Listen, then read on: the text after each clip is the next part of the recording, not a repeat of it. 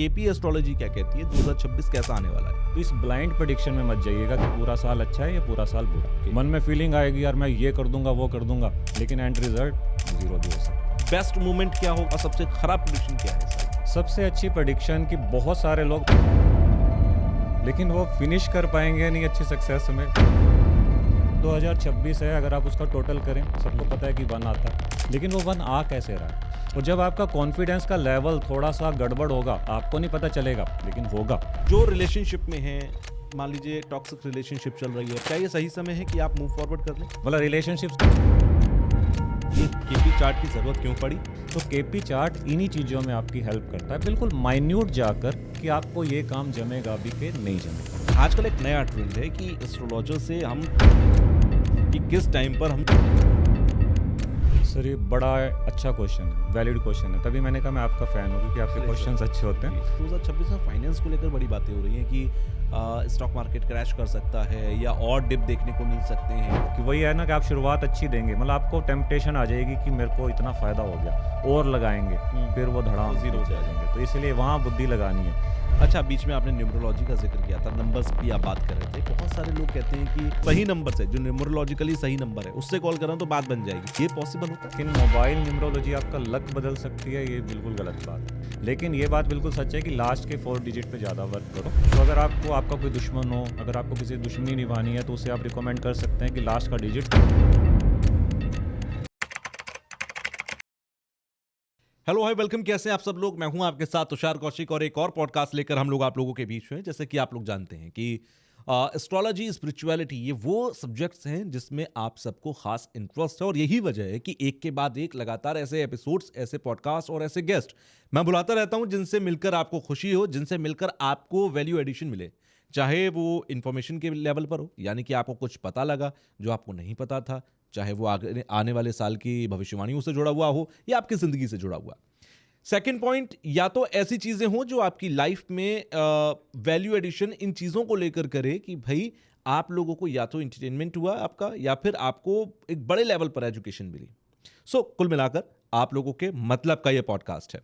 आज हमारे साथ जो गेस्ट हैं वो हैं डॉक्टर वीरेंद्र साहनी जी, जो कि एस्ट्रोलॉजर हैं, और केपी एस्ट्रोलॉजी पर उनकी एक बहुत बड़ी कमांड है, न्यूमरोलॉजी पर एक बड़ी कमांड है। बॉलीवुड में बड़े बड़े लोग अपनी कुंडलियां उनसे दिखाते हैं, जैसा कि मुझे बातचीत में भी पता लगा। सो इस तरह के एक ऐसे गेस्ट से आप मिलने जा रहे हैं जो आपको सटीक भविष्यवाणियां दे सकते हैं। न्यूमरोलॉजी से रिलेटेड आप लोगों के मन में बहुत सवाल रहते हैं जो आप लोग कमेंट बॉक्स के अंदर लिखते रहते हैं, लाइक मोबाइल नंबर का क्या कॉम्बिनेशन, नंबर्स का कॉम्बिनेशन देखना ज़रूरी है, या आप अगर गाड़ी खरीद रहे हैं तो उसका नंबर देखना ज़रूरी है, और क्या सच में इसका इम्पैक्ट आपकी लाइफ पर होता है या ये आपकी लाइफ को चेंज कर सकता है। बहुत सारे सवाल हैं, सवालों के जवाब लेंगे, केपी एस्ट्रोलॉजी क्या है वो भी समझेंगे। बस आप एक काम कर देना कि अगर आपको ये पॉडकास्ट पसंद आए तो हाइप पर क्लिक ज़रूर कर दें, लाइक कमेंट शेयर ज़रूर कर दें। वेलकम करते हैं वीरेंद्र सर का। सर स्वागत है आपका सबसे पहले तो हमारे पॉडकास्ट में। सर जी आपका तहे दिल से शुक्रिया, और सबसे पहले बहुत बहुत शुक्रिया इस वार्म इंट्रोडक्शन के लिए। लेकिन मैं आपके व्यूअर्स को बताना चाहूँगा, मैं पर्सनली आपका बहुत बड़ा फ़ैन हूँ। अरे मैंने आपका, आई डोंट थिंक सो कि मैंने आपका कोई पॉडकास्ट मिस किया होगा। मुझे चाहे आपके गेस्ट याद ना हो, लेकिन मुझे एज एन एंकर मैं याद यू आर बेस्ट सर। चलिए, it's very good and thank you once again इसके लिए। और ये सिर्फ मेरे लिए आपका एक रिगार्ड नहीं है, बल्कि हमारे व्यूअर्स का भी है, क्योंकि व्यूअर्स हैं तब मैं हूं, और मैं हूं तब आपने इस बात को कहा। बिल्कुल so thank you once again. Sir शुरू करते हैं यहाँ से। आजकल बहुत सारे पॉडकास्ट मैं भी कर रहा हूँ, बहुत सारे पॉडकास्ट दूसरे पॉडकास्टर्स भी कर रहे हैं, बहुत अच्छे अच्छे गेस्ट आकर बहुत कुछ बता रहे हैं कि 2026 वैदिक एस्ट्रोलॉजी के हिसाब से ये होगा। 2026 में न्यूमरोलॉजी ये कहती है कि मूलांक 1 का ऐसा रहेगा, मूलांक 9 का ऐसा रहेगा, तमाम चीज़ें हो रही हैं, उन पर हम बात करेंगे। लेकिन क्योंकि आपने मुझे बताया कि केपी एस्ट्रोलॉजी जो है वो आपकी एक्सपर्टीज़ है, उसमें आपने बहुत सीखा, बहुत मैं कहूँगा रिसर्च की है आपने, और वो रिसर्च आपके पास है। केपी एस्ट्रोलॉजी क्या है और ये सब चीज़ें तो मैं समझूंगा। पहले आप मुझे 2026 का हिसाब किताब बताओ कि केपी एस्ट्रोलॉजी क्या कहती है, 2026 कैसा आने वाला है। देखिए सर, मैं पर्सनली अगर आपको बताऊं तो मैं जर्नलाइज प्रेडिक्शन में ज़्यादा विश्वास नहीं करता, क्योंकि every person is of different energy source, सबकी एनर्जी अलग है, सबकी फ्रीक्वेंसी अलग है, लेकिन फिर भी कॉमन इन्फ्लुएंस जरूर आता पड़ेगा। इसीलिए जो 2026 है, अगर आप उसका टोटल करें सबको पता है कि 1 आता, लेकिन वो 1 आ कैसे रहा है। 2 + 2 = 4, 4 + 6 इज 10, 1 और 0 के कॉम्बिनेशन से 1 आ रहा है। बना गया। तो 1 और 0 का कॉम्बिनेशन मैं पर्सनली ज़्यादा अच्छा नहीं मानता, क्योंकि 1 के बाद वो 0 भी हो जीरो रहा को तो नल एंड वॉइड कर देते हैं। नल एंड वॉइड करते हैं, लेकिन सर 1 के बाद 0, अगर 0 पहले आ रहा हो, 0 प्लस 1 होता हाँ, तो तो 0 उसकी के बाद, हाँ, it will be in progressive mode ना, लेकिन अब ये डिक्रीज हो रहा। तो मैं ये नहीं कह रहा कि अब इससे लोग ये समझ लेंगे कि साल बुरा जाएगा, लेकिन इसे 1 मानने की बजाय 1 और 0 का कॉम्बिनेशन मानेंगे तो थोड़ा सा आप अलर्ट रहेंगे। Okay. मन में फीलिंग आएगी यार मैं ये कर दूंगा वो कर दूंगा, लेकिन एंड रिजल्ट 0 भी हो सकता है। ओके। तो इस लेवल की इन्वेस्टमेंट भी मत कर दीजिएगा कोई पॉडकास्ट सुन के कि बस सब हम इसी साल कर देंगे, बिकॉज 1 नंबर नई शुरुआत देता है, लेकिन मन में। अब वो आप पूरी कर पाओगे या नहीं, तो बाकी के नंबर्स भी तो आपकी डेट ऑफ बर्थ में है, वो नंबर बताएंगे आपको जी। तो ओवरऑल अगर मैं कहूँ तो सर साल अच्छा है, ऐसा कहना भी चाहिए और ऐसा मानना भी चाहिए, because I strongly believe in law of manifestation also, जैसा सोचेंगे वैसा होगा। बिल्कुल। लेकिन केपी एस्ट्रोलॉजी का जैसे आपने जिक्र किया, तो सर मदर एस्ट्रोलॉजी तो ऑलवेज वैदिक ही रहेगी। मदर इज़ वैदिक एस्ट्रोलॉजी, उनके सब ब्रांचेज उनके बच्चे हैं, या ये कह लीजिए कि मदर को एक विजडम है, उसकी विजडम में इंटेलिजेंसी को ऐड करती हैं बाकी की स्टडीज़, जिसमें न्यूमरोलॉजी भी आ जाती है, केपी भी आ जाती है। तो KP astrology is basically refined version of your वैदिक एस्ट्रोलॉजी। अच्छा। अब वैदिक एस्ट्रोलॉजी अगर आपको पता हो तो सर 9 प्लैनेट्स पे और 12 हाउस 12 राशियों पे काम करती है जी। तो केपी में क्या है कि राशियां नक्षत्रों में डिवाइड कर ओके। मतलब लगन कुंडली सर क्या होती है कि 2.5 घंटों के अंदर पैदा हुए लोग सेम लगन के, मतलब 2.5 घंटों में लगन बदल जाता है। लेकिन केपी में अगर आप 2.5 मिनट में भी अगर आपके बर्थ टाइम में रेक्टिफिकेशन है तो वहाँ भी प्रेडिक्शन बदल जाएगी। तो थोड़ा सा और माइन्यूट हो जाती है। तो पर्सनली अगर मैं कहूँ तो केपी एस्ट्रोलॉजी से प्रेडिक्शन सर 99.9% एक्यूरेसी से आती है। इवन कई बार तो ऐसा भी हुआ, लेट्स से कि आप किसी अवार्ड शो में जा रहे हैं और आपको केपी एस्ट्रोलॉजी बता रही है कि आपका अवार्ड नहीं मिलेगा, यू विल बी सेइंग क्या बात करो सर, मैं तो बैठा हूँ सामने स्टेज पे। लेकिन once the moment will be coming of your name to be announced, वहीं पर कुछ ऐसी गड़बड़ हो जाती है कि आप जा ही नहीं पाओगे। मतलब अगर आपका बर्थ टाइम एक्यूरेट है ना तो ये काफ़ी स्टिक आपको प्रेडिक्शन देती है। यस तो केपी एस्ट्रोलॉजी के हिसाब से भी साल अच्छा है, लेकिन सब इस ब्लाइंड प्रेडिक्शन में मत जाइएगा कि पूरा साल अच्छा है या पूरा साल बुरा। हर दिन अलग अलग एनर्जी का होता है सर, लेकिन केपी एस्ट्रोलॉजी जर्नलाइज प्रेडिक्शन में भरोसा नहीं आपकी करती। रिसर्च क्या कहती है 2026 का? बहुत सारी भविष्यवाणियों पर नहीं जाता मैं। बेस्ट मूवमेंट क्या होगा या बेस्ट प्रेडिक्शन क्या है इस साल की, और सबसे खराब प्रेडिक्शन क्या है इस साल की? सबसे अच्छी प्रेडिक्शन कि बहुत सारे लोग बहुत सारे नए नए काम शुरू करने वाले हैं अच्छा। With confidence. This is a year of startups, entrepreneurship. लेकिन वो फिनिश कर पाएंगे नहीं अच्छी सक्सेस में, यहाँ मैं डाउटफुल हूँ, क्योंकि सर मैंने अगेन कहा कि 1 और 0 का कॉम्बिनेशन है। लेकिन आपके व्यूअर्स के लिए एक चीज़ बता रहा हूँ सर, अपनी अपनी डेट ऑफ बर्थ सारे मन में, सबको पता है अपनी डेट ऑफ बर्थ, और अपने आस पड़ोस वालों की या नियर एंड डियर वंस की डेट ऑफ बर्थ माइंड में ले आइए। अगर आपकी डेट ऑफ बर्थ में 1 पहले से है तो समझ लीजिए 1 उतना अच्छा नहीं जाएगा, क्योंकि हमारी वैदिक न्यूमरोलॉजी ये मानती है कि none of any number is good if it is multiple. अच्छा। हाँ, अगर आपके पास 1 पहले से है तो सूर्य की ऊर्जा आप पे पहले ही एक्सेस है। जब ये 1 नंबर का साल आता है तो वो एक्सेस ऊर्जा ना आपको या तो कहते हैं ओवर कॉन्फिडेंट बना देगी या अंडर कॉन्फिडेंट बना देगी। जो कॉन्फिडेंस का लेवल होना चाहिए ना वो थोड़ा सा गड़बड़ होता है, और जब आपका कॉन्फिडेंस का लेवल थोड़ा सा गड़बड़ होगा, आपको नहीं पता चलेगा लेकिन होगा, तो उसके लिए एक सेकंड ओपिनियन हम जैसे एस्ट्रोलॉजर से जरूर ले लें कि हाँ अभी मैं कुछ नया काम शुरू करने जा रहा हूँ तो करूँ भी के नहीं तो करूँ। बैलेंस हो सकता है। मान लीजिए आपने कहा कि repetition of numbers, too many repetitions of number is bad, तो आप कह रहे हैं मान लीजिए किसी के में 4 बार रिपीटिशन हो रहा है, अब उसके लिए तो आप कह रहे हैं कि थोड़ा सा डाइसी सिचुएशन है, अब इसको बैलेंस किया जा सकता है? बिल्कुल सर, इसमें हाँ बिल्कुल सर, इसमें एक एक्सेप्शन भी है कि अगर आपका डेस्टिनी नंबर 1 है, आई डू थिंक सो कि आपको पता होगा destiny number means total date of birth का जो टोटल करके अगर 1 आता है आपका, अगर वो 1 मंथ, डेट एंड ईयर या सब टोटल करना है, ऐड करना है, फिर जो सिंगल नंबर आएगा दैट इज डेस्टिनी। अगर वो 1 है, वो डेस्टिनी नंबर 1 आ गया, फिर मल्टीपल 1 आपके लिए ब्लिसफुल है सर। अगर आपके पास डेस्टिनी नंबर 1 नहीं है फिर भी मल्टीपल 1 है तो आप देख लीजिएगा सर, पर्सन जो यहाँ होना डिजर्व करता है ना वो वहाँ नहीं पहुँचता, थोड़ा सा एक गैप रह जाता। ऑलवेज वो पर्सन टॉप पोजीशन से सारा कैलिबर होते हुए भी उसको नेम फेम सब मिलेगा, लेकिन पॉकेट में ना उतना विनर नहीं होगा, हमेशा रनर अप रहेगा कहीं ना कहीं। अब अगर वो है, अगर कोई व्यूअर्स है ऐसा, तो समझ लीजिए उसने अपना 1 बैलेंस किया जा सकता है। तो योर क्वेश्चन वाज दैट कि से बैलेंस किया जा सकता है? नहीं, बिल्कुल किया जा सकता है। 1 number is of Surya sir, सूर्य की तरह बनिए, टाइम पे उठिए, टाइम पे सोइए, डिसिप्लिन हो जाइए, काम है या नहीं, उठना है जी मैंने तो सुबह उठकर बैठिए। हम क्या करते हैं, हमें कोई कह देगा ना सर मंदिर में ये दान कराओ, हम उसे रेमेडी मानते हैं, लेकिन जब कार्मिक रेमेडी दो कि टाइम पे उठना टाइम पे सोना, वहाँ लोग कहते हैं ना साइड देखने लग जाते हैं। तो moral of the story is that if you accept the energy of sun, okay. तब सन की ऊर्जा आपको कमाल के रिजल्ट देने वाली है। लेकिन सर एक एक्सेप्शन और बता देता हूँ लगे हाथों आपको। अगर आपके पास 4 वन की ऊर्जा आ गई, लेट से किसी के पास 1 3 है और एक और 1 आ गया, तो सर वारे न्यारे भी हो जाएंगे इस साल अच्छा। उसके। आप किसी की देख लीजिए, शाहरुख खान, मतलब जितने कई सारे ऐसे सेलिब्रिटीज हैं जिनमें 4 नंबर 4 या 4 से ज़्यादा बार है। ओके। वो सेलिब्रिटी बनने से उनको कोई नहीं रोक सकता। तो ऐसे लोगों के लिए ये टाइम बड़ा अच्छा भी हो सकता है, लेकिन कर्म तो करना पड़ेगा ना। अब बैठे बैठे तो कोई फिल्म का ऑफर आपको आएगा नहीं।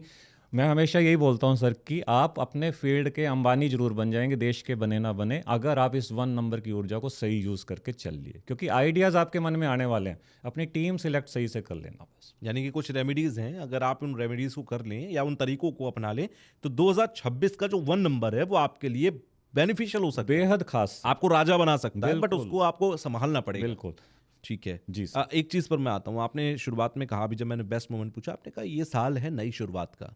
ये साल है जहाँ पर आप फाइनेंशियल सेक्टर के अंदर, अपने परिवारों के अंदर, अपने आप अपने रिलेशनशिप के अंदर आप नई शुरुआत करेंगे। यानी कि किसी की लाइफ में टॉक्सिक रिलेशनशिप है, नई शुरुआत कर सकता है। किसी के फाइनेंशियल सेक्टर में वो कुछ हमेशा सोच रहा है कि यार जॉब कब तक करूँगा, बिजनेस कर लेता हूँ, कुछ नया कर लेता हूँ, वो शुरुआत करेगा। अब वो अंत में सक्सेसफुल होगा या नहीं होगा वो अलग पॉइंट है।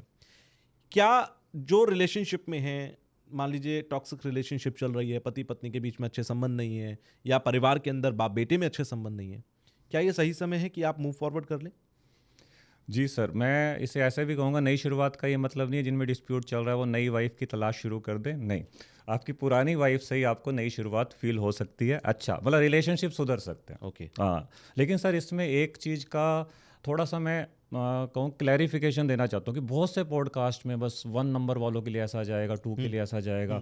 अगर एक्चुअल में आप देखें ना तो ऐसा नहीं होता सर, क्योंकि आपकी कुंडली सर बहुत बड़ा रोल प्ले करती है। अपनी कुंडली में देखिए कि सूर्य बैठा कहाँ है। अब 1 नंबर का साल आ गया और आपकी कुंडली में सूर्य 12वें घर में बैठा है। 12वां घर 12th house is of your losses also. Okay. आपके लगन का लॉस, योर फर्स्ट हाउस का लॉस योर 12th हाउस है, वहाँ सूर्य बैठा है। और आप 2026 को किसी पॉडकास्ट को सुन के भी नई शुरुआत हो रही है, आपने लगा दिया सारा पैसा शेयर मार्केट में, तो क्या होगा सर? वो 12th हाउस आप एक्टिव कर रहे हैं। तो वहाँ आपको बुद्धि लगानी है और अपने कुंडली को पूरी तरह से एनालाइज करके, वहाँ केपी एस्ट्रोलॉजी या वैदिक एस्ट्रोलॉजी काम आती है। अच्छा। न्यूमरोलॉजी आपको हिंट दे रही है कि नई शुरुआत होगी, वो शुरुआत आपके लिए अच्छी है या नहीं। See the placement of your son in your कुंडली आल्सो। और कुंडली, अब उसमें फिर मेरा पॉइंट आ जाता है, जो वैदिक कुंडली है, सपोज कीजिए आपका सूर्य उसमें 12वें घर में 12th हाउस में है, लेकिन जैसे ही आप केपी चार्ट खोलते हैं उसमें कई बार पोजीशन बदली होती है। हम कह रहे होते हैं आपका तो राजयोग है और पर्सन इज वो रिक्शा चला रहा, कहाँ राजयोग है? क्योंकि वैदिक कुंडली में प्लेसमेंट अलग है और केपी कुंडली में प्लेसमेंट अलग है। तो ऑलवेज अपने केपी चार्ट को जरूर फॉलो किया कीजिए। अच्छा, आप बार बार केपी चार्ट का जिक्र कर रहे हो, मैं थोड़ा केपी चार्ट को डिटेल में समझना चाहता हूँ कि ये केपी चार्ट की ज़रूरत क्यों पड़ी, केपी चार्ट किसने बनाया, क्यों बनाया, और आज की डेट में कितना रेलिवेंट है वो किसी की भी लाइफ का प्रेडिक्शन करने में।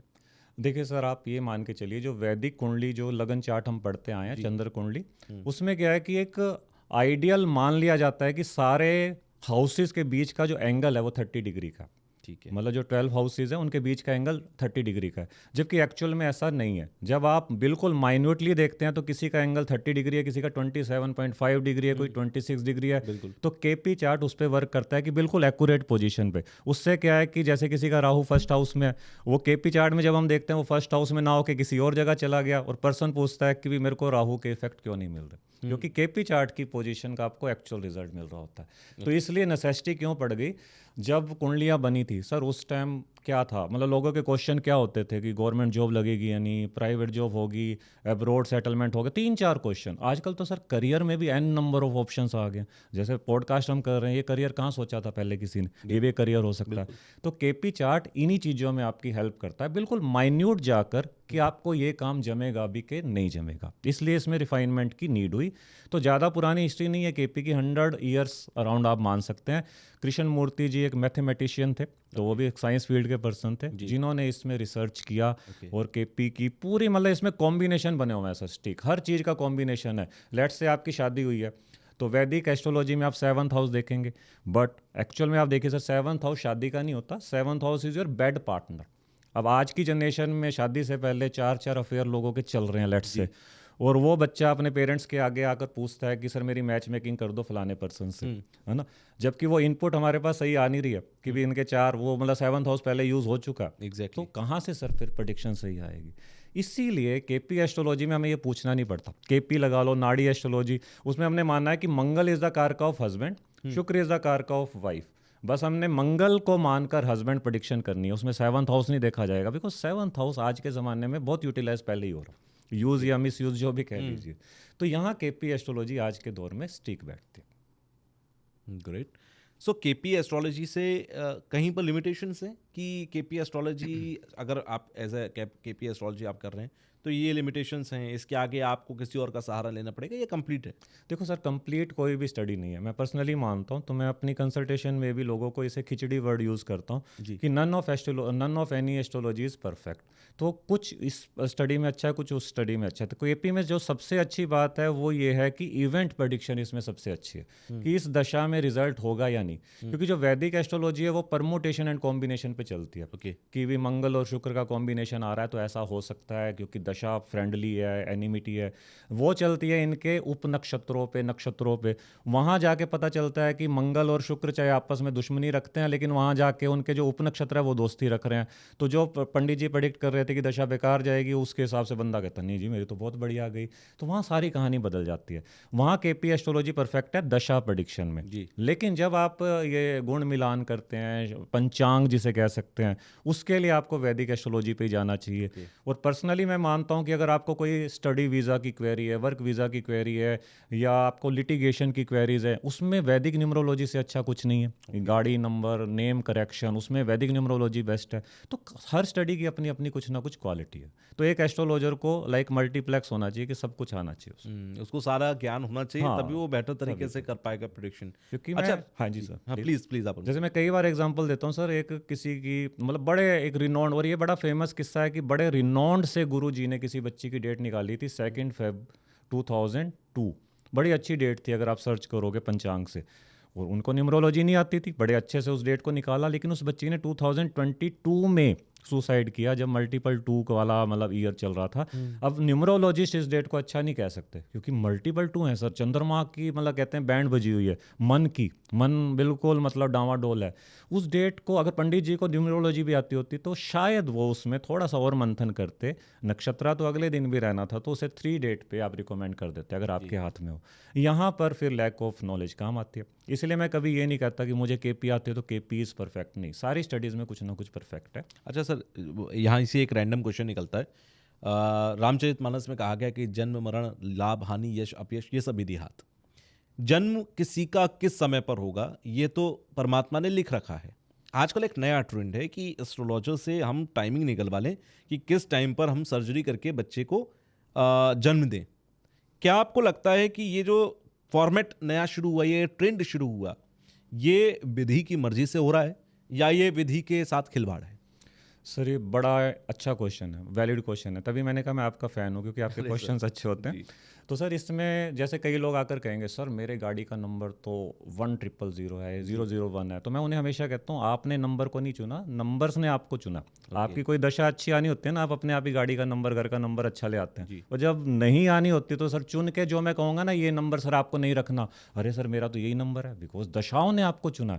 इसी तरह से सर हम कोई नहीं होते कि किसी का डेट डिसाइड करने वाले, लेकिन राइट ऑफ कर्मा ऑलवेज आपके हाथ में है। मैं हमेशा मानता हूँ सर प्रारब्ध आप लेकर आते हैं, पिछले जन्म से आप प्रारब्ध लेकर आए हैं। प्रारब्ध में ये आया कि आपकी मैरिड लाइफ अच्छी नहीं रहेगी, भगवान ना करे किसी की मैरिड लाइफ अच्छी नहीं रहेगी, लेकिन इस जन्म में राइट टू कर्मा आपका क्या है, जब आपको प्रारब्ध पता है तो आप उस मैरिड लाइफ से ज़्यादा एक्सपेक्टेशन छोड़ देंगे, आप उसको नर्चर करने की कोशिश करेंगे ताकि वो शांति से निभ जाए।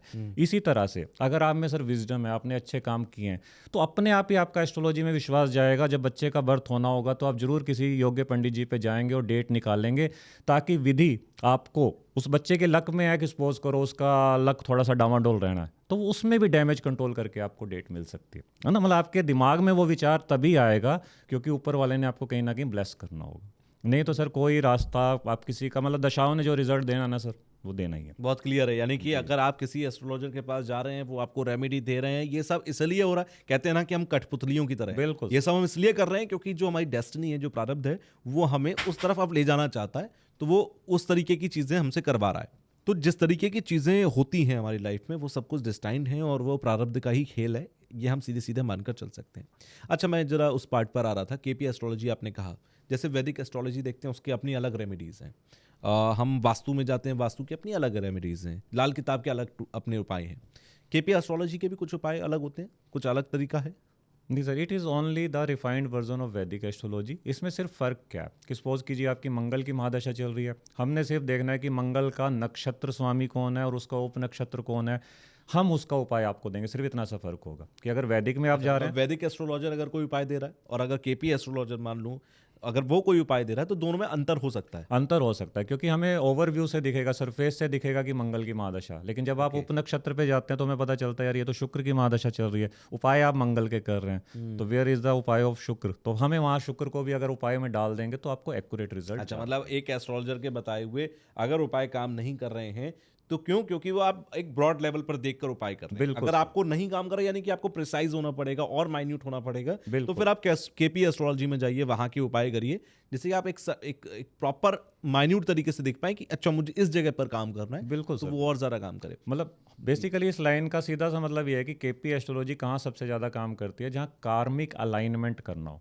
मतलब अलाइनमेंट इन द सेंस कि सपोज कीजिए आपका थर्ड हाउस बड़ा स्ट्रॉन्ग आ रहा है कुंडली में, और यही घर आपके एफर्ट्स को बढ़ाता है। मतलब इंसान को जो ज़्यादा एफर्ट करने पड़ते हैं ना, वो इसलिए करने पड़ते हैं कि आपका थर्ड हाउस थोड़ा सा खराब है। Okay. लेकिन यही थर्ड हाउस अगर केपी एस्ट्रोलॉजिस्ट पे आप जाएंगे, किसी एस्ट्रोलॉजर पे, वो कहेगा आपका थर्ड हाउस बड़ा स्ट्रॉन्ग है जी, आप ऑनलाइन वाले किसी काम में जाइए बिकॉज आपका थर्ड हाउस स्ट्रॉन्ग है। तो कार्मिक अलाइनमेंट हो गया कि वही जो थर्ड हाउस आपको बेकार मिला है, खराब मिला है, और आप किसी बैंक में मैनेजर बनकर बैठे हैं, तो आप बैड लक का ही शिकार हैं कहीं ना कहीं। लेकिन केपी से आपको पता चल गया कि इस थर्ड हाउस को आपको यूज़ करना है, तो आप इन्फ्लुएंसर बन सकते हैं, आप सोशल मीडिया को और अच्छे से यूज़ कर सकते हैं। तो कार्मिक अलाइनमेंट के लिए KP is the best study which I have seen. अच्छा, किस तरह के उपाय होते हैं? जैसे केपी के अंदर आपने कहा कि और ज़्यादा प्रिसाइज हो जाते हैं, या आप किस तरीके के उपाय देते हैं? जस्ट सपोज कि किसी की लाइफ में वो जॉब कर रहा है या फिर वो किसी एक करियर में है जहाँ उसे सेटिस्फेक्शन नहीं है।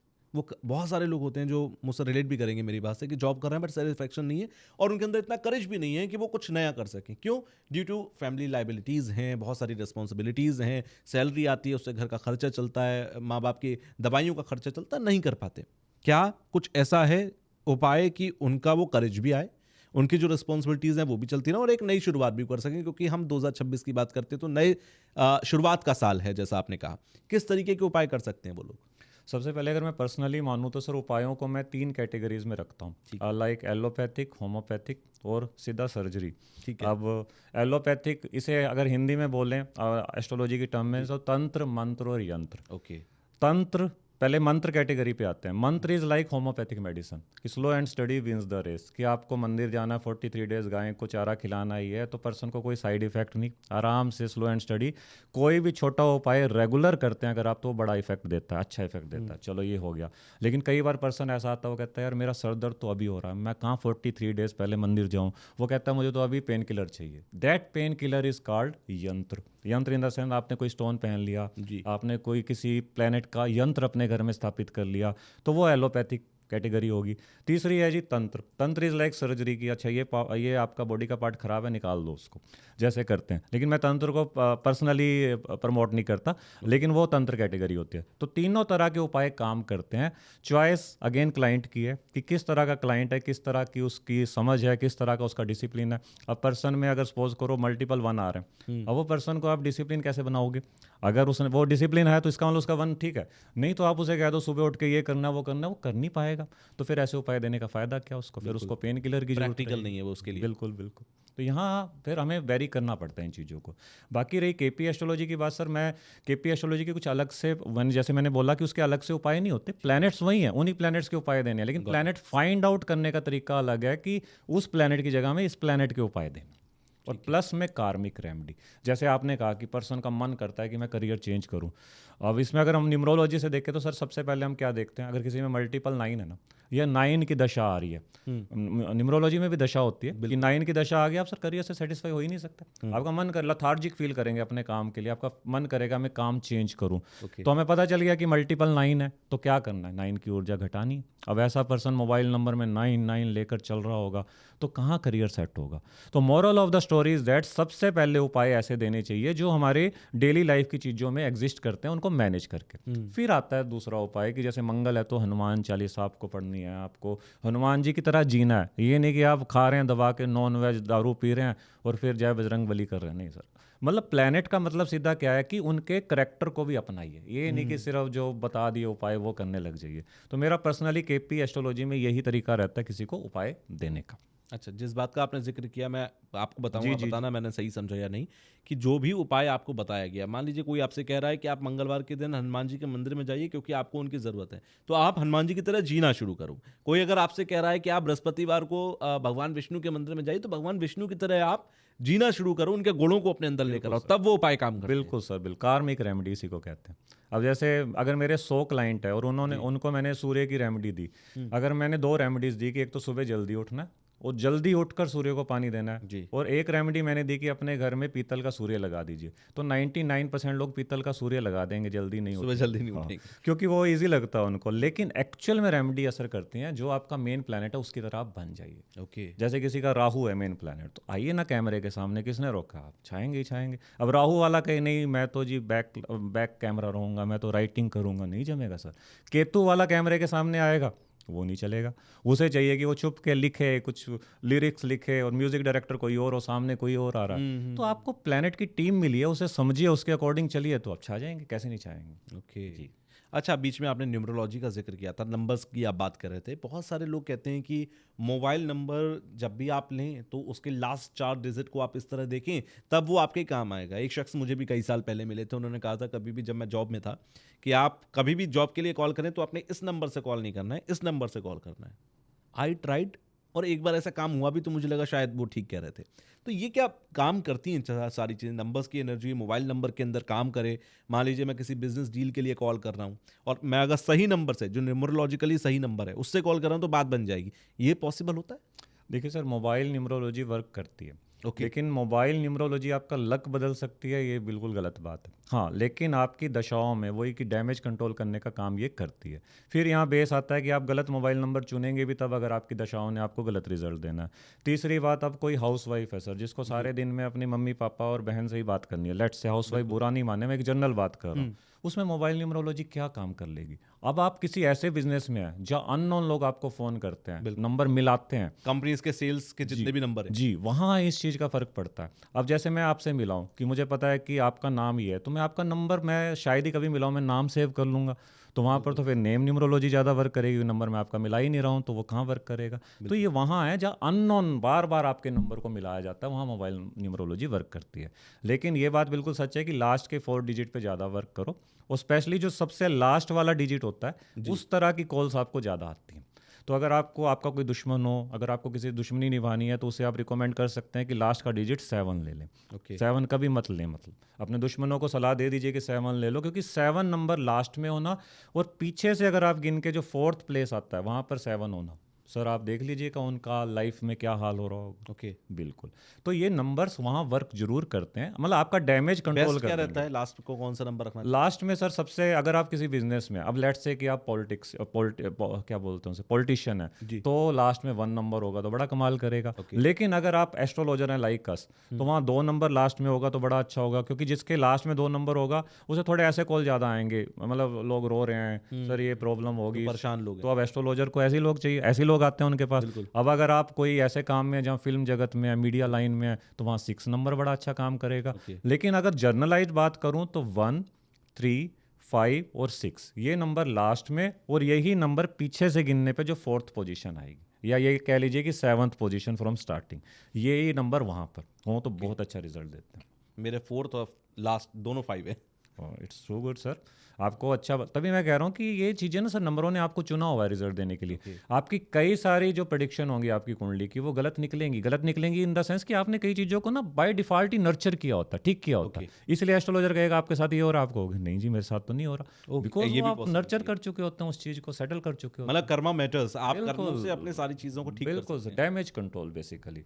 अब आप सर कोई एक बड़ी सी फिल्म बनाइए जिसमें आप टॉप हीरो ले लीजिए, कोई टॉप डायरेक्टर, टॉप ये, तो भी वो गारंटी नहीं है कि सर वो फिल्म चलेगी। बिल्कुल। लेकिन कई बार आर्ट मूवी में भी, एक जैसे एक वो फिल्म आई थी अभी लापता लेडीज, सारे उसमें न्यू करेक्टर्स थे, लेकिन फिर भी वो ऑस्कर तक गई। कोई भी एक ऐसा करेक्टर नहीं था जिसे हम जानते हो। Right of Karma is in your hand, तो वो दुनिया तक पहुंचती है। तो मतलब थीम आप कभी नहीं बदल सकते कि आपकी लाइफ की फिल्म कॉमेडी फिल्म है, ड्रामा है, रोमांटिक है, no body can change but the scene can be managed. और सीन में भी ये मैनेज नहीं किया जा सकता कि एक्सीडेंट का सीन ही ना आए, लेकिन एक्सीडेंट साइकिल से हो जाए, ट्रक से ना हो, ये मैनेज किया जा सकता है। अच्छा, अभी आपने बीच में जिक्र किया कि भाई किसी का अगर मैं फ़ोन नंबर मिला रहा हूँ तो मैंने तो नाम से सेव किया हुआ है, नंबर तो मैं लगा ही नहीं रहा, तो नाम की एनर्जी चेक करनी चाहिए। बहुत सारे लोग नाम की स्पेलिंग चेंज करते हैं। अभी हाल फिलहाल में मैंने देखा एक शख्स हैं जो इन्फ्लुएंसर हैं, अभी थोड़ा चल नहीं पा रहा था, मैंने बीच में देखा तो उन्होंने नाम की स्पेलिंग चेंज की हुई थी। तो क्या आपको लगता है कि ये नाम की स्पेलिंग चेंज करना ये काम करता है? और अगर कोई करना चाहे, जैसे इन जनरल भी अगर कोई करना चाहे हमारे व्यूअर्स में से, तो वो कैसे कर सकता है? किन रूल्स का ध्यान रखना चाहिए? देखिए सर, नेम न्यूमरोलॉजी मेरे हिसाब से तो वर्क करती है। कहते हैं ना कि राम से बड़ा राम का नाम, क्योंकि हम राम को किसी ने नहीं देखा, लेकिन राम के नाम से ही राम तक पहुंचते हैं। तो आपकी जो पहली आइडेंटिटी होती है वो आपका नाम ही है कि किस तरह का नाम है। लेकिन वही बात है कि सिर्फ नाम चेंज करने से आप बैठे हो घर में कि मैं अब कुछ नहीं करूंगा, मैंने 5 नंबर पे अपना नाम ले आया, अब तो बहुत बढ़िया होगा। मैंने बहुत से पॉडकास्ट देखे हैं सर कि टोटल 5 पे ले आओ, आपके बारे न्यारे हो जाएंगे। तो 5 नंबर आपकी लाइफ में वैल्यू एडिशन जरूर कर सकता है, लेकिन यही नहीं कि आपने 5 पे ले आए तो सब कुछ हो जाएगा। तो नेम न्यूमरोलॉजी आपकी लाइफ में बेटरमेंट जरूर करती है, लेकिन बेस्ट कर देगी, सब कुछ ठीक हो जाएगा, वहाँ फंडा काम नहीं आता। अब आपने पूछा कि व्यूअर्स को अगर कोई टिप देना हो, तो सर बहुत से सॉफ्टवेयर हैं नेट पे, अगर आप डालेंगे तो उसमें आपको हर अल्फ़ाबेट का एक एक नंबर होता है। ठीक है, जैसे ए है उसका 1 नंबर है, ऐसे कई अल्फ़ाबेट के नंबर हैं, उन्हें आप अपने नाम के नीचे जैसे लिखते हैं उसका टोटल कीजिए। अब यहाँ पर ट्विस्ट आता है, 3 रूल देखने हैं। मतलब ये वाला जो पॉडकास्ट है, अगर कोई वो बंदा देख रहा है जिससे थोड़ी सी नॉलेज है न्यूमरोलॉजी की, तो उसके लिए मैं ये बात ज़्यादा समझाने की कोशिश कर रहा हूँ कि आपने अपना नाम लिख लिया, आपने अपना सरनेम लिख लिया, तो सरनेम को बिल्कुल भूल जाइए, उसे मत छेड़िए। कई न्यूमरोलॉजिस्ट उसे भी छेड़ते हैं। सर वो आपके एंसेस्टर से आपको मिला, आपके पितरों के साथ आया, उसमें मत छेड़छाड़ आप कुछ कर नहीं सकते। बिल्कुल, वो करना भी नहीं चाहिए। कई जैसे शर्मा है तो वो डबल ए लिख देंगे, मतलब वो आप कुदरत को ही बदल रहे हो, मतलब जो आप लेकर आए हो वो नहीं करना। अब आपने नाम लिख लिया, आपने सरनेम लिख लिया, जो नाम का आपके नेम के जो डिजिट्स आपने लिखे उसका जो टोटल बना, उसे बोलते हैं कंपाउंड नंबर। उसे सिंगल पे मत लाइए, पहले जो कंपाउंड नंबर बना वो नंबर अगर आपका दुरुस्त है ना, तब अगले स्टेप पे जाइए। हम क्या करते हैं कि सिर्फ टोटल देखते हैं कि मेरा नाम का टोटल 5 पे आ गया, और वो 5 का टोटल अगर 2 और 3 से आ रहा है, 4 और 1 से आ रहा है, तो it is not good at all. 4 और 1 से जो 5 आएगा या 1 और 4 से जो 5 आएगा, it is not recommended. 5 recommended है, तो कंपाउंड नंबर देखना बहुत ज़रूरी होता है उसके लिए। तो ये मैं आपको एक चार्ट भी दे दूंगा कि जो आप स्क्रीन पे चला सकते हैं कि ये कंपाउंड नंबर फ्रेंडली है, ये कंपाउंड नंबर नहीं होने चाहिए। तो वहाँ से फिर आप आगे बढ़िए, अपने नाम का स्पेलिंग चेंज कर सकते हैं। ओके हम क्योंकि हम बहुत सारे सेलिब्रिटीज़ को देखते हैं जिन्होंने नाम चेंज किए या अपनी स्पेलिंग्स चेंज की, और they are doing good in their sectors. So ये बेसिकली बहुत काम करता ही होगा, तभी ऐसा काम कर रहा है। लेकिन sorry to interrupt you sir, if you allow, तो जैसे मैंने कई पॉडकास्ट देखे थे जिसमें ऐसा बताया गया कि रितेश देशमुख जी ने वो चेंज किया नाम, तो उनकी फिल्म हिट होगी। तो मैं थोड़ा सा उसमें फिर आगे जाता हूँ कि मैंने उनकी डेट ऑफ बर्थ ली, मैंने उनकी दशा चेक की। सर दशा भी तो अच्छी थी ना, दशा अच्छी थी तभी ये भी बुद्धि आई कि चलो मैं नाम चेंज करता हूँ। या तो होना कि दशा पूरी बैंड बजा रही है आपकी और आपने नाम चेंज किया, फिर आपके बारे में आ रहे होगे, तब हम कहें कि सिर्फ न्यूमरोलॉजी काम करती है। तो पूरी रिसर्च करनी चाहिए, या हाफ रिसर्च होती है कि नाम चेंज किया हो गया। नहीं, अगर आपने गाड़ी ली, मैंने गाड़ी का नंबर ये ले लिया जी, सर आपकी दशा देखेंगे ना, वाकई दशा भी अच्छी चल रही होती है, इसीलिए लिया। तो सारी स्टडी का सम्मान करना चाहिए हमें। अच्छा, और कहाँ कहाँ पर न्यूमरोलॉजी के नंबर का ध्यान रखना चाहिए? जैसे लाइक आपने बताया मोबाइल नंबर हो गया, लोग कहते हैं घर खरीदो, घर के नंबर का भी चेक करो। अब वहाँ तो पॉसिबिलिटी बहुत ज़्यादा नहीं होती चेंजेस के। गाड़ी लो, गाड़ी का नंबर चेक करो। अब गाड़ी का नंबर रैंडमली मिलता है, फिर लोग उसे VIP नंबर में बुक करते हैं, हर कोई नहीं कर सकता, कई बार बहुत कॉस्टली नंबर होते हैं। तो क्या ऐसी सिचुएशन में इन सब का भी ध्यान रखना है? सर बिल्कुल। और ये सब करते हैं क्यों? ये सबसे बड़ी बात, ये सब करना क्यों है? सर हम चारों तरफ से ना नंबर से घिरे हुए हैं, और ये नंबर्स नहीं है बेसिकली। हर प्लैनेट, जैसे प्लैनेट्स को रोल नंबर दे देते हैं ना, जैसे क्लासरूम में रोल नंबर देते हैं कि 1 नंबर सूर्य का है, 2 नंबर चंद्रमा का है। बिल्कुल। तो अब जिस गाड़ी में आप जा रहे हैं, तो सबसे पहले उस गाड़ी को देखूंगा मैं। अगर आप अगली गाड़ी में जा रहे हैं, मैं आपके पीछे हूं, तो मैं क्या देखूंगा? एक तो गाड़ी कौन सी है, चलो ओडी गाड़ी है ये, उसका नंबर पे ही पहला ध्यान जाता है कि इस गाड़ी का नंबर क्या है। तो आपकी पहली प्रिस्क्रिप्शन माइंड में उस नंबर से ही हमारी बनती है।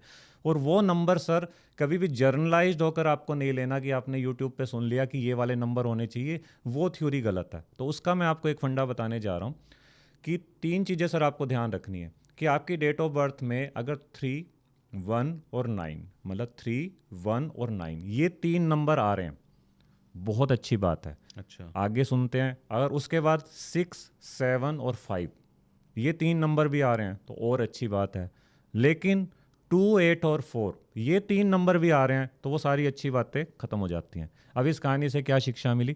इस कहानी से ये शिक्षा मिली कि अगर आपके पास ये जो मैंने ऊपर के नंबर बोले 3, 1, 9, 6, 7, 5 ये हैं, और आप गाड़ी का नंबर बिना बात के 2, 8, 4 वाली सीरीज से ले आते हैं, तो क्यों अपने अच्छे खासे लक को आप खराब करते हैं? दूसरी कंसेप्ट मैंने बोला था कि none of any number is good if it is multiple. अब आपके पास पहले ही मल्टीपल 1 है या 2 है, और आप गाड़ी का नंबर 002 ले आए हैं, 2222 ले आए हैं, तो आप अपने पहले ही एक एक्सेस नंबर आप लेकर बैठे हैं और उसकी ऊर्जा को और ऐड कर रहे हैं, वहाँ गलत बात है। तीसरी बात क्या है सर?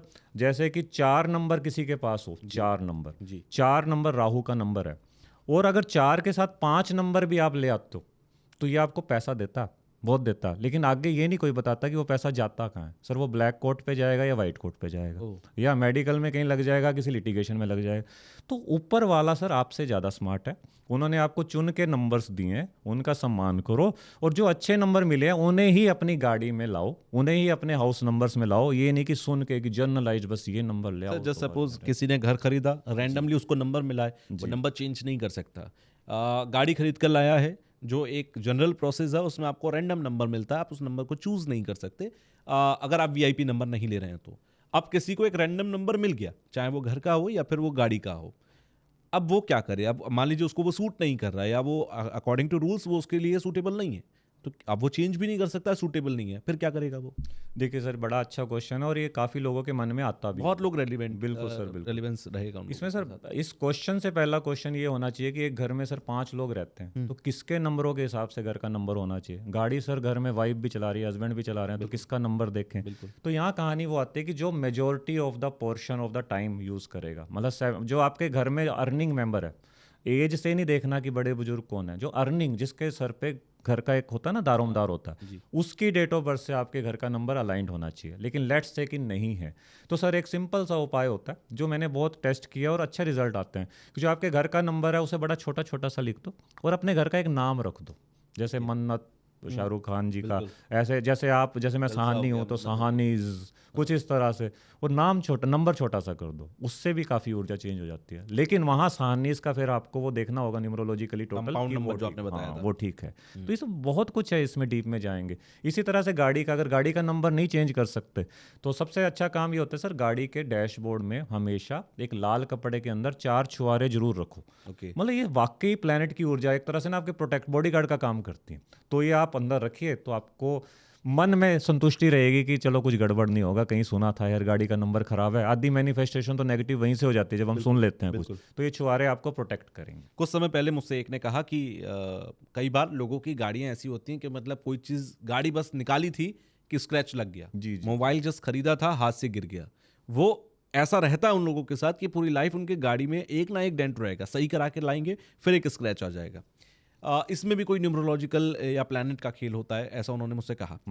ऐसे लोगों के साथ, क्योंकि बहुत बड़ी तादाद में लोग ऐसे हैं जिनके साथ ऐसा होता है, ऐसी चीज़ों को रोकने के लिए भी कोई नंबरों का सिस्टम है? जैसे आपने बताया कि लाल कपड़े में आप छुआरे रख दीजिए तो बहुत हद तक आपको बैलेंस कर लेंगे चीज़ों को, इनको बैलेंस करने का कोई तरीका है क्या? देखिए सर, सबसे पहले अपनी अपनी डेट ऑफ बर्थ सबको चेक करनी है। अगर आपकी डेट ऑफ बर्थ में 2, 8 और 4 तीनों प्लैनेट मौजूद हैं, तीनों नंबर मौजूद हैं, और आप गाड़ी का नंबर भी ऐसा ही ले आते हैं, तो ऐसे लोगों के साथ ऐसे इंसिडेंट सबसे ज़्यादा होते हैं।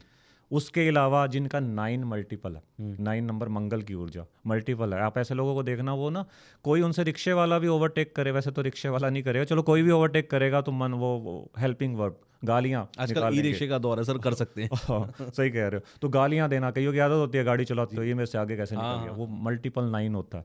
तो ऐसे ऐसे नंबर जिनकी डेट ऑफ बर्थ में इम्बैलेंस है, इम्बैलेंस का मतलब जो भी नंबर आप पे मल्टीपल है and it is not your destiny number नहीं है, लेकिन वो मल्टीपल है, तो समझ लीजिए आपका वो वाला प्लेनेट खराब है। और वो वाला प्लेनेट जिसका खराब है उसको गाड़ी चलाने में या ऐसे एक्सीडेंटल इशू होने में दिक्कत आएगी। अब जैसे किसी का 7 खराब हो, सर 7 खराब कैसे होगा, अगेन मल्टीपल 7 होगा अगर, तो उसे चाहे गाड़ी से एक्सीडेंट होना हो, चलते चलते पैर मुड़ गया, कहीं ठोकर लग गई, कभी पैर के अंगूठे पे कुछ लग गया, अच्छा, लाइफ समथिंग। में कुछ ऐसे स्पेंस आते हैं कि मान लीजिए किसी के 6 महीने, किसी के 3 महीने या 1 साल ऐसा जाता है कि लगातार चोटें खा रहे हैं, या लगातार गाड़ी लग रही है, या लगातार कुछ ना कुछ इलेक्ट्रॉनिक्स खराब हो रहे हैं, तो वो प्लेनेट की वजह से होता है। सर बिल्कुल, आप इंटरनेट पे जाइएगा सर, 2026 में एक्सपेरिमेंट करना ठीक है। कि मंगल नीच कब कब हो रहे हैं, मंगल नीच कब कब हो रहे हैं, आपको नेट पे डेट्स आ जाती हैं, ठीक आप है। उन डेट्स में, उन मंथ्स में देखना सर, या 2025 का चेक कर लेना, आपको पता चल जाएगा कि बहुत सारे एक्सीडेंट हुए हैं। अब जैसे एक बहुत रिनोन डॉक्टर हैं भोपाल से, मतलब उनका मैं नाम नहीं लूँगा, लेकिन बहुत बड़ा नाम है वहाँ पर, बीजेपी से भी संबंधित हैं, ठीक है। उनका ऑर्थोपेडिशियन का ही काम, मतलब ऑर्थोपेडिशियन है वो, तो काफ़ी बड़ा नाम है वो। तो उन्होंने ये रिसर्च की थी, कहते मैंने देखा कि एक पर्टिकुलर मंथ में हमारे पास सारे क्रिटिकल केस आते हैं, किसी की हड्डियां टूट गई, किसी का एक्सीडेंट हो गया, ये। फिर उन्होंने उसकी रिसर्च की तो पाया वाकई सब में मंगल खराब था, कुंडली में भी मंगल खराब था, न्यूमरोलॉजी से भी, और मंगल नीच का भी था। उस ड्यूरेशन में इतने सारे एक्सीडेंट आए कि फिर उन्होंने उस पे, तब वो हमसे जुड़े। तो फिर हमने ऐसा भी सोचा, कहते हैं उन ड्यूरेशन में हमने ये भी एक्सपेरिमेंट किया, जब भी मंगल नीच के हो जाते हैं और आपका मंगल खराब है, तो अपनी गाड़ी को घर से निकाल के ना थोड़ा सा खुद ही हिट कर दो, जैसे बम्पर थोड़ा सा कहीं टकरा दिया, मतलब डैमेज कंट्रोल, आपने सेल्फ डैमेज कर दिया, उससे कई चीज़ों के एक्सीडेंट खत्म हो जाते हैं। जैसे कि आपकी कुंडली में योग है कि एक्सीडेंट होगा, सर अपना ब्लड डोनेट कराइए या ब्लड टेस्ट ही करा लीजिए, आपका ब्लड खुद निकाल दीजिए किसी भी वे में, वो डैमेज कंट्रोल हो जाता है। दिस इज़ द, मतलब ये बेसिक ब्यूटी है एस्ट्रोलॉजी की। ये नहीं कि बताओ जी मेरे साथ क्या होगा, नहीं, आपकी कुंडली में ये दशा आ रही है, उसका डैमेज पहले से ही कंट्रोल कर लोगे तो बच जाओगे सब। तो ये वर्क करती हैं सर चीज़ें।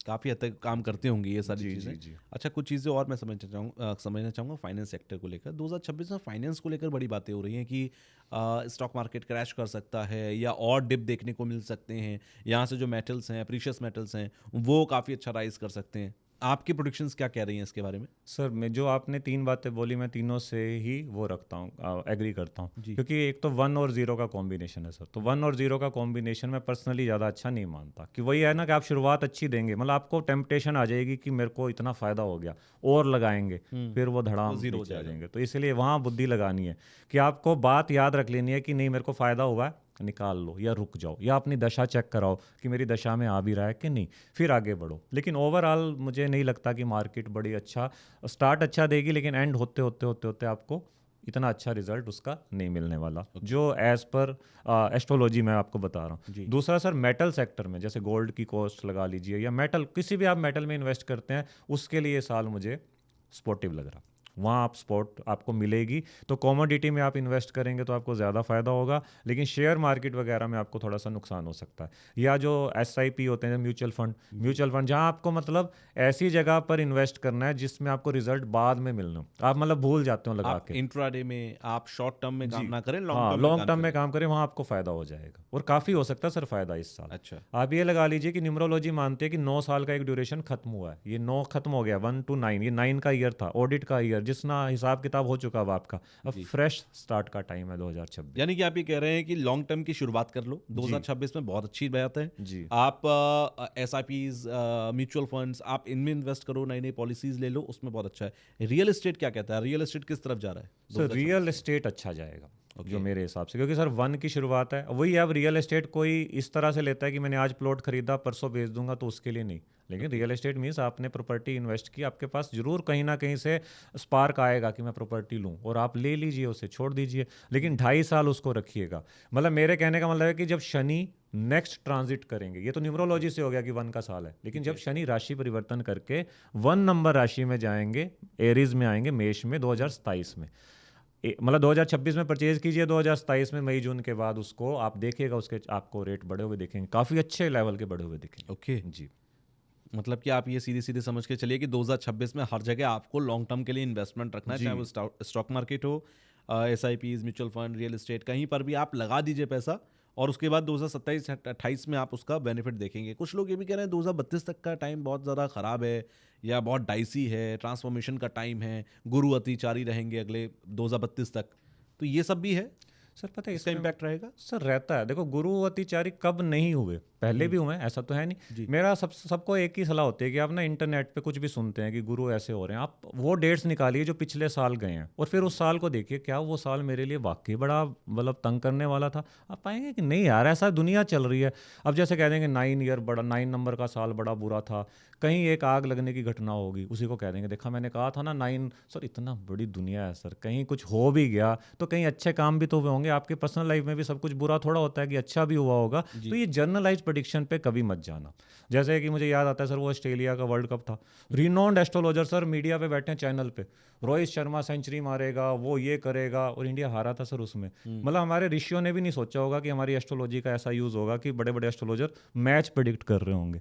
सर 11 प्लेयर हैं, सबकी अलग अलग कुंडली है, अलग अलग दशाएं हैं, कैसे आप कह दोगे कि इंडिया जीतेगा? जैसे इंडिया एक पर्सन है, उसकी अपनी एक कुंडली है। मैं पर्सनली सॉरी टू से मैं इसमें नहीं मानता कि भारतवर्ष की एक कुंडली है, बी नाम से बना देते हैं, चलो मैं तो भारत को अगर हिंदुस्तान कहने लग जाऊंगा तो कुंडली बदल जाएगी, फिर इसका मतलब फिर वो लोग कहते हैं कि 15 अगस्त की रात को 12 बजे, तो सुबह इंडिया 12 पैदा बजे हो। जो पहला शुरुआत है वहां से हम कुंडली बना रहे हैं, तो वो फिर वर्क करेगी? सर इंडिया कहाँ सर तब पैदा हुआ? मतलब एक कागजों पे सेपरेशन हो गया, वो सब हो गया तो मतलब कि इंडिया तब पैदा हुआ? सर हमारा भारतवर्ष कब से चला आ रहा है, विश्व गुरु हम कब से हैं, तो कैसे आप इस चीज़ को ले सकते हैं कि भारत के साथ ऐसा ऐसा होगा? तो मेरी पर्सनली इस तरह से जी। नहीं, मतलब ऐसे एस्ट्रोलॉजर से मेरी नहीं बनती है, तो मैं सॉरी फॉर दोन, मैं उनसे मतलब दिल से माफ़ी मांगता हूँ अगर मेरी कोई बात बुरी लगे, लेकिन ये सच है सर। जर्नलाइज प्रेडिक्शन ऐसे नहीं करनी चाहिए कि मैच ये जीतेगा वो ये जीतेगा। हाँ हम ये कह सकते हैं कि इस मैच में रोहित शर्मा परफॉर्म करेगा या नहीं करेगा डिपेंडिंग अपॉन हिज कुंडली, लेकिन ये नहीं कि पूरी टीम 11 बंदों की आप प्रेडिक्ट कैसे कर सकते हैं सर? अच्छा, एक आखिर में सेगमेंट और मैं आपसे डिस्कस कर लेता हूँ। मैंने सुना कि साउथ के अंदर, दक्षिण भारत में जो एस्ट्रोलॉजी है उसका पैटर्न अलग है, उसकी कैलकुलेशन करने का तरीका अलग है। केपी भी आई थिंक उधर बिल्कुल बहुत बिल्कुल फॉलो वहीं होता से, है। हाँ और जी। ये जो नॉर्थ इंडिया का एस्ट्रोलॉजी है जहाँ पर वैदिक बहुत ज़्यादा फॉलो हो रहा है, लाल किताब, वास्तु, इन सब चीज़ों को बहुत फॉलो किया जा रहा है।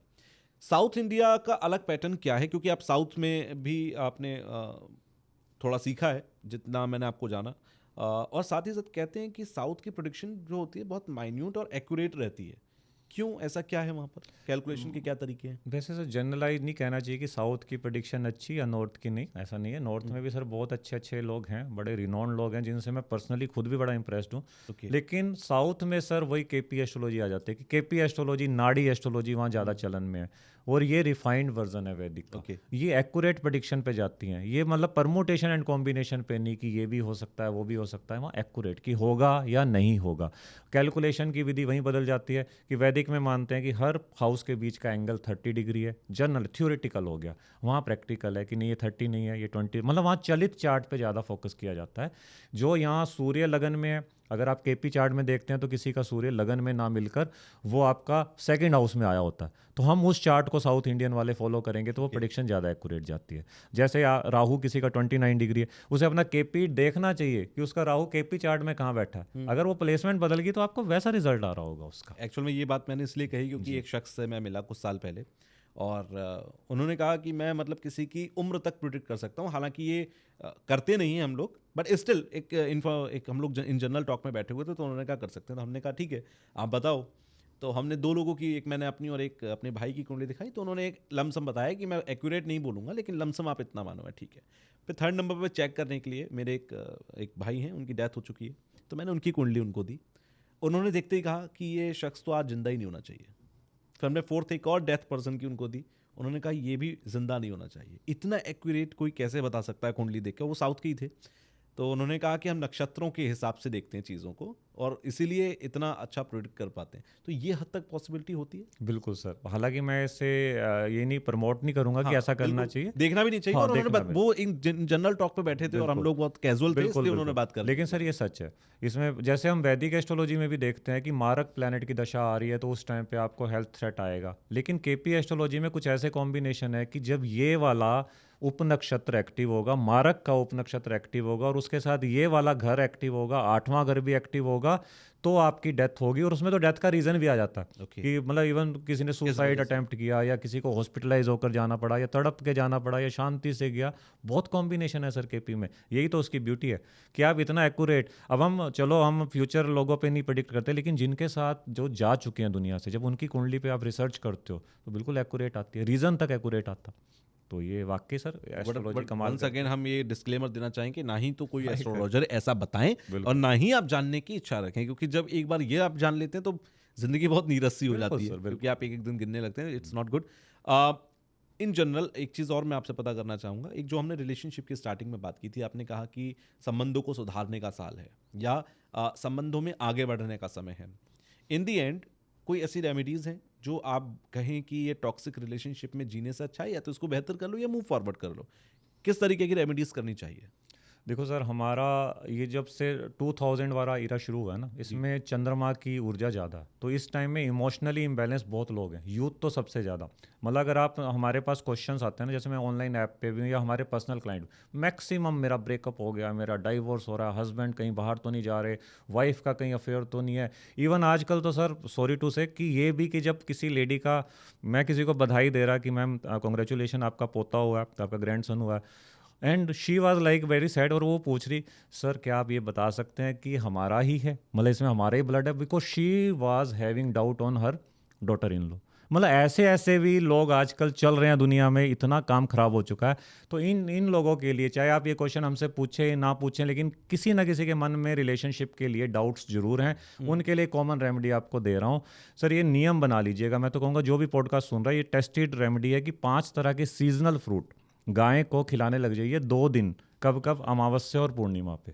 मैं कह रहा हूँ सर, कोई भी पितृदोष हो, किसी भी तरह का संकट चल रहा हो, नहीं जाने की ज़रूरत आपको दाएं बाएं या उसको पूजा के पैसे देने की, आप ये करके देखिए सर, बड़ा अच्छा आपको रिलैक्स फील होगा पहले दिन से ही। 5 तरह के सीजनल फ्रूट गाय को खिलाने, बड़ा अच्छा रिजल्ट होता है। ये नंबर 1 रेमेडी। दूसरी रेमेडी मैं जो देना चाहूँगा, जो हर घर में होनी चाहिए सर, एक जार रखिएगा, 250 ग्राम का जार, ट्रांसपेरेंट होना चाहिए, उसमें सरसों के बीज डाल दीजिए, येलो वाले, आपके बेडरूम में होने चाहिए। जो भी मैरिड लोग हैं, चाहे इवन अनमैरिड भी हैं, लेकिन आपके बेडरूम में आपको वो दिखना चाहिए जार। रोज़ रात को 9 बजे के बाद कुछ ऐसे टाइम में एक मुट्ठी भर वो लीजिए आप, सरसों के बीज, और बाहर जो चलता फिरती रोड होती है ना गली में, आप कहीं भी उसे डाल दीजिए, जिससे कि वो लोगों के पैरों के नीचे आए या किसी व्हीकल के नीचे आए। सर आप देखिएगा जैसे ही वो जार खत्म होता जाएगा ना, आप खुद बताएंगे कि मेरे को रिलैक्सेशन फील हो रहा है। डिस्क्लेमर के साथ कह रहा हूँ, ये हमारी बनाई हुई रेमेडी नहीं है, लेकिन इसमें सब चीज़ों में लॉजिक होता है कि सरसों का बीज किसी और चीज़ को रिप्रेजेंट कर रहा है, ट्रांसपेरेंट जार किसी और चीज़ को रिप्रेजेंट कर रहा है। जब असर होता है, जब इंसान को लगता है ना यार कि शांति आ गई लाइफ में, तब आप कमेंट जरूर कीजिएगा।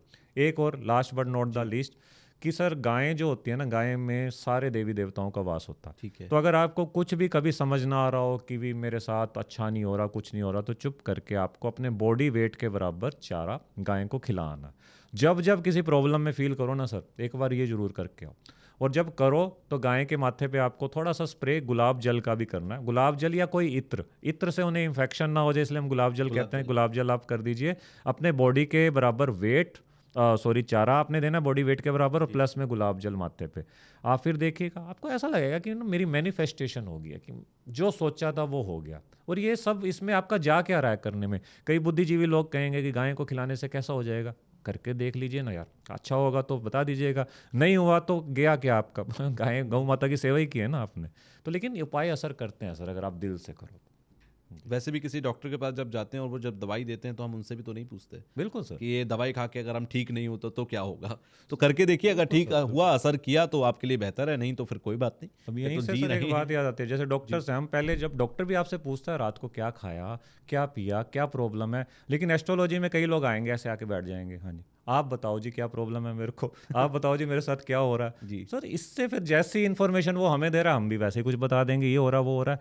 तो एस्ट्रोलॉजी का रियल फायदा अगर आपको उठाना है, तो इनपुट सही आना चाहिए कि मेरा ये काम करता हूँ, मेरे साथ ये इशू आ रहा है, या मेरा रिलेशनशिप खराब है क्योंकि मेरा ध्यान भी दाएं बाएं है।